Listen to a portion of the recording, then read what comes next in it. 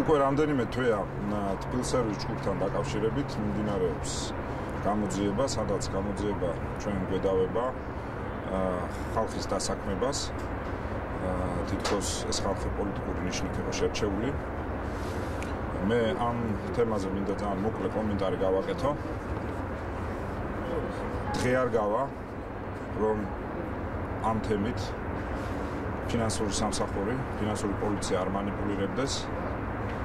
ხდება საკრებულოს წევრების დაბარება. მათი პირდაპირ მნიშვნელობით უკვე გაპრესვა და ამას აღარ დავართ ზეწოვას.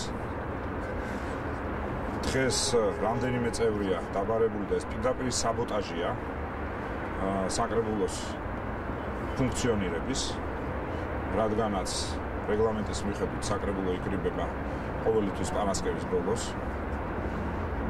და ის ფორმა რა ფორმითაც ურთიერთობენ საერთოდ ყველა ზღვარს არის გადაცილებული, აღარც უწყისი მოდის პირდაპირ ტელეფონებზე რეკვით ხდება ეს და მოდით თორე დაგიჭერთ აი ამ ფრაზით და ჩვენთვის სულ ერთია და არ გვაინტერესებს და პირდაპირ ეუბნებიან რომ ფეხზე კიდეა საკრებულოს ხდომა. პირდაპირ ორკესტრირებულია ეს პროცესი საკრებულოს იმ ოპოზიციის ნაწილთან, რომელიც ტანდემში მუშაობს. ამ შემთხვევაში ოცნებას გუნდის ოცნების სხვადასხვა ფრაქციის წარმომადგენლებს, მათ შორის ბევრი ჩვენგან გადავარგებულია. ორკესტრირებულია ეს ფინანსურ პოლიციასთან და პროკურატურასთან. ამიტომ მე მინდა საგამოძიებო ორგანოებს უთხრა და თუნდა ეს მიიჩნიონ როგორც ჩვენება დამატებით, იმიტომ რომ ამ საკითხზე მე ერთხელ დავიკითხე. სხვათა შორის აქაც აქვთ ასე თქვა მცდელობა მანიპულირების. დიახ, მეგობრებო, მე თბილისის მერი გიგი უგულავა ვიღებ პასუხისმგებლობას. ვიცოდი, რომ 700 კაციანი ესეთი სამსახური დასუფთავების შეფასებაში თბილისის ჯგუფში იქნებოდა.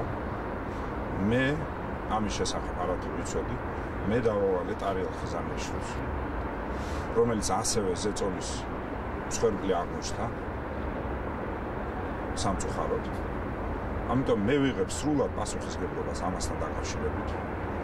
დაანებეთ ნებისმიერი ადამიანის უხამს შეურაცხყოფას თავი. თუ საქმე გაქვს საქმე ჩემთან, მე ეს ჩვენებაშიც ვთქვი, მე ამას სასამართლოზეც ვიტყვი, რომ ვიცოდი ეს და ამაში ვერ ვხედავ დანაშაულს და მეცაც გეტყვით, კიდევ სადაც მექნება შესაძლებლობა ამას გავაკეთებ და ძალიან მიხარია, რომ გამოძიება ჩვენ გვედავება არა ფულის სახში წაღებაში, არამედ ფულის ხელფასის სახით ხალხისთვის გარიგებაში.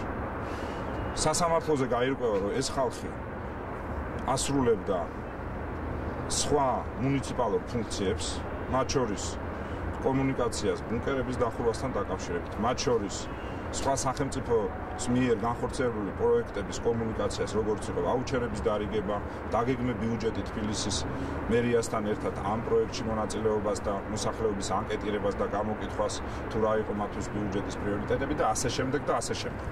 ეს ყველაფერი გაირკვევა სასამართლოზე, ვინაიდან გამოძიებამ არც კი ჩათვალა საჭიროდ ამ ხალხისთვის დაესვა ეს შეკითხვები.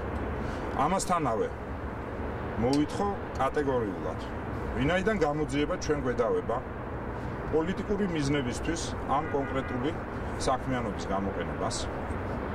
თუ ჩვენ გვინდა რომ ქვეყანაში არ იყოს შერჩევითი სამართალი, თუ ჩვენ გვინდა რომ ქვეყანაში მართლა დამყარდეს სამართლიანობა და არ იყოს მხოლოდ გამარჯვებული სამართალი, მაშინ კონტროლის პალატიდან ბატონმა კბილაშვილმა ან არ ვიცი ვინც არის ხელმძღვანელი ფინანსური პოლიციის ამოიღოს მთელი ის მასალები, რომლებითაც ნათლად დასტურდება, რომ ბიძინა ივანიშვილი წინა საარჩევნოდ თავის კუთვნილ ყველა კომპანიაში დაახლოებით 10,000-ობით ადამიანი ყავდა ფიქტიურად გაფორმებული და ეს დასამალი არავისთვის არ არის, ეს ყველა მიცის და ფაქტობრივი დადასტურებაც ამის კონტროლის პალატაში არსებობს.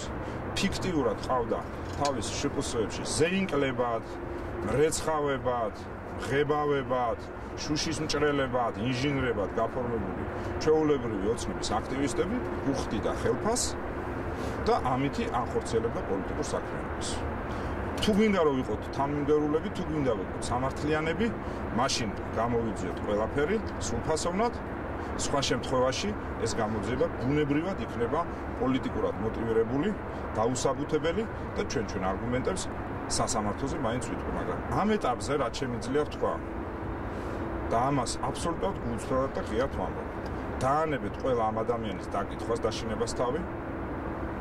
მე ვიღებ პასუხისმგებლობას, მე დავავალეთ არიელ ხიზანეიშვილს, მე ვარ ამ საქმის მოთავე, მოდით ჩემთან და წამიყენეთ ამ თემაზე ბრალი. მეტი ვერაფერს ვერ ვიტყვი, თუ უნდათ ცნობად მიიღონ ეს, თუ უნდათ ჩვენებად მიიღოთ. მაგათ